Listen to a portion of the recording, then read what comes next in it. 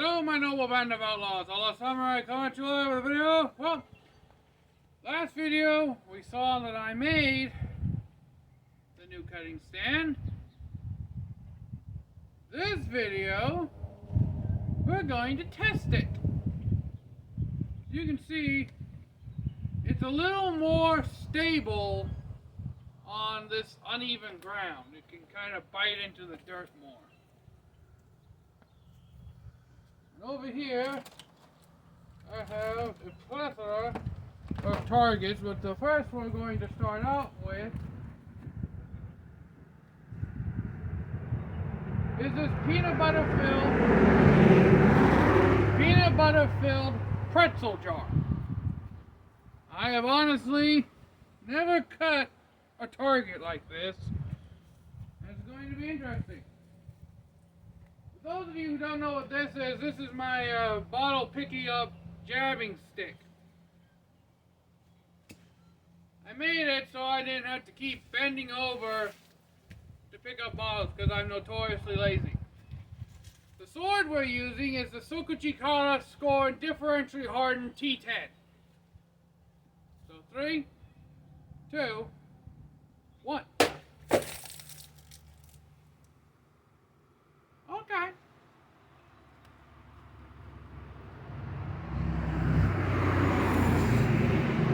So yeah, a stable base makes all the difference. All about their base, no trouble.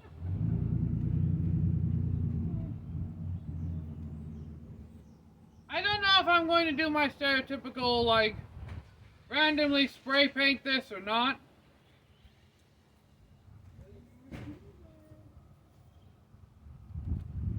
The cut was a little jagged, at least where the label was concerned.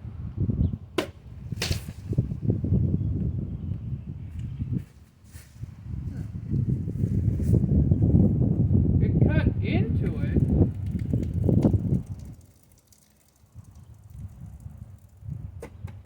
But not through it.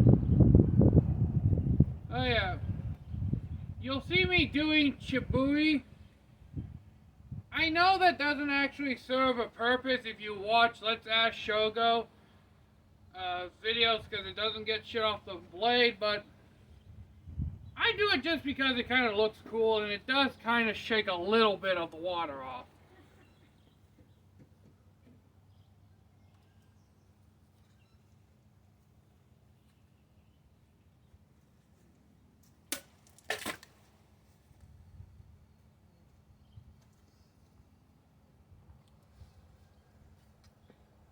Baptizing the stand. That time it cut through. This sword is sharp, but not the kind of razor blade that I like. And normally when I say razor blade, I don't mean like a Gillette, I don't mean like a box cutter. I mean razor blade in terms of sword, where it's the sharpest it can be before the edge gets brittle. And this is maybe just a 1 or 2 drops on the 6000 belt away from having that edge. But the reason why I don't want to take the risk of damaging the Hamon pattern. Hence why I haven't stropped it.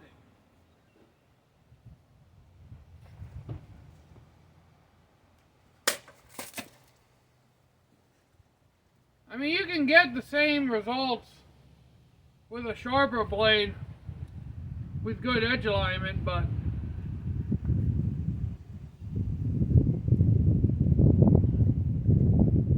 and I get like T10 is supposed to be like this super high quality steel that's very scratch and wear resistant and holds a good edge for a long period of time. It's just the reason I'm not big on T10 as a whole is simply because this is the only T10 sword I have. I have more 1055s, mainly from Cold Steel swords, and 5160 spring steel swords than I do T10, also 1045, and I think one or two 1060s. So the reason I'm not so keen on T10 steel is not because I don't like it. It's just that I don't have as many swords as I can compare. Like with my Hanwei Raptor and my Dragon Kings, I can compare the geometries. Because they're the same steel, it's a more fair comparison. I can't compare any of my other steels fairly to this one because I don't have any other T10s. Hence, why I am going to go through the risk of sharpening this, if only on the 6000 grit.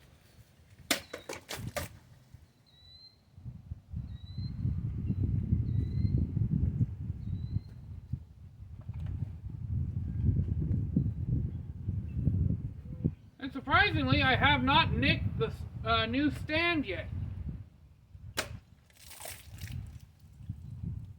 Even though I just did something like that.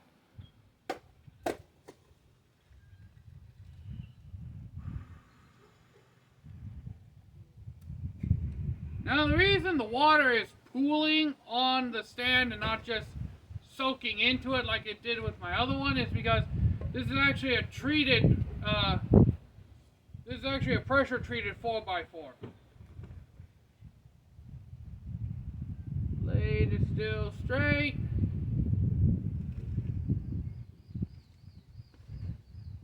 No edge damage. All in all, I can understand why T10 has its reputation. I'm just not keen on it because I don't have enough samples to compare apples to apples. It'd be like apples to oranges.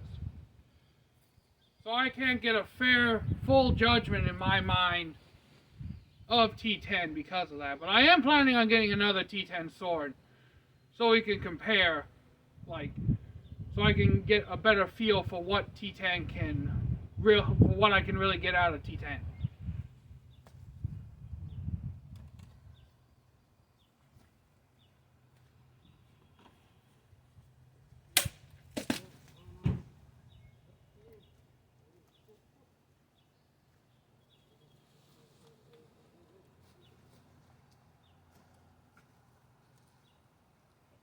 And if you notice, I am wearing my yellow safety helmet because a lot of you have been addressing my somewhat lack of safety concerns as of late. So to put everyone's mind at ease, I am practicing safety. Ow! That was loud! Yeah, I'm using the trash can as a quote-unquote filming stand at the moment.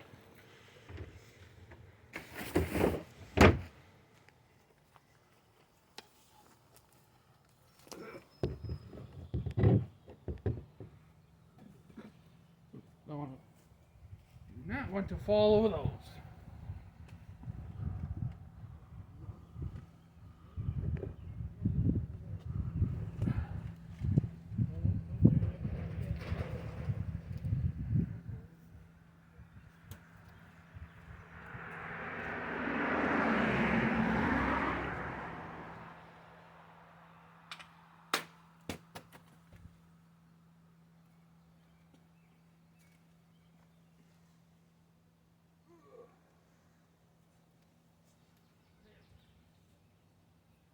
Good.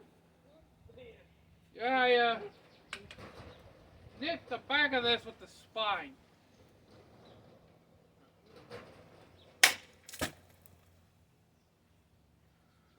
Well, that happens. Let's see if I can do zero static with the Dr. Pecker.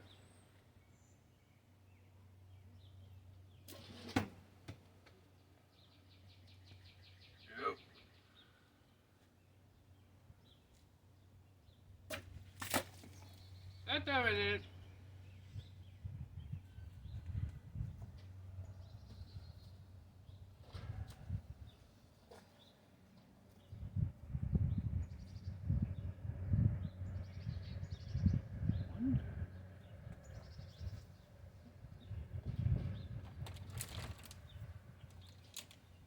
No. Just bear with me.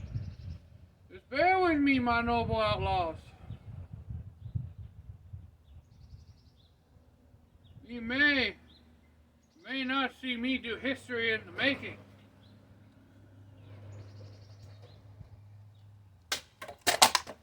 And we did not see me do history in the making.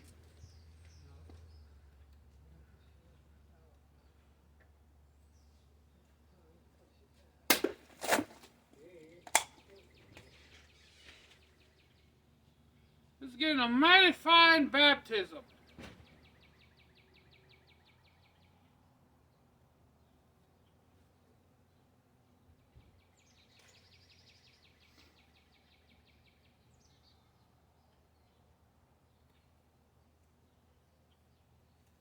Still nice and short.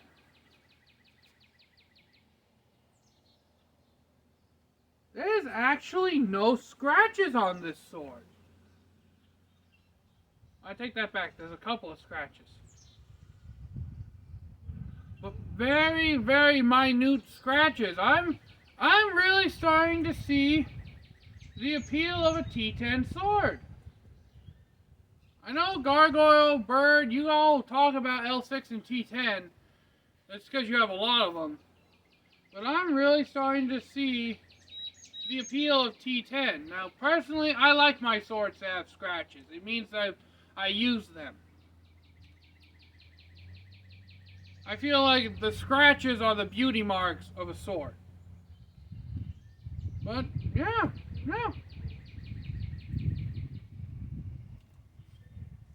This is legit.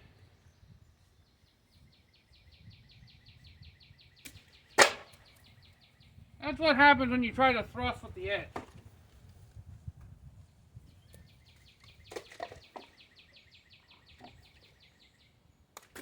They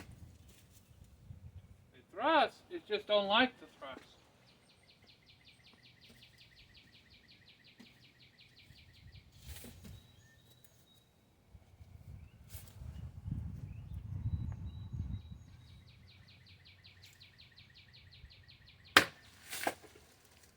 Well, I was able to do the flick cut.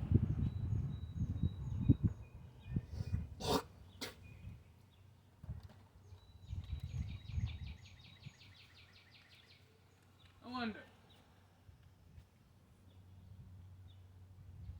I wonder if I can cheat to do doubles.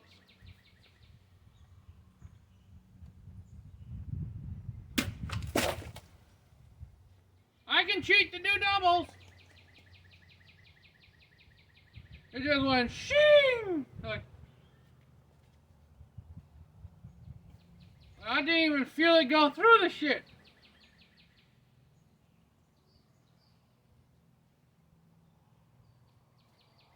This is the single most I've ever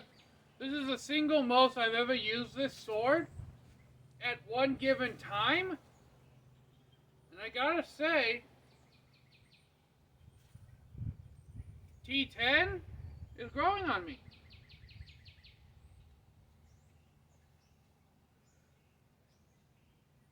After using this for a while,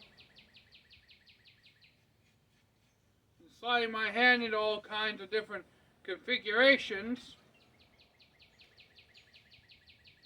I've come to the conclusion that the Suka is a little thin for my liking. But what have you thought of my baptism of the cutting stand?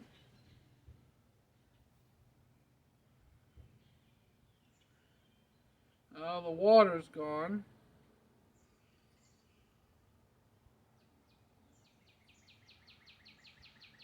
Oh, yeah.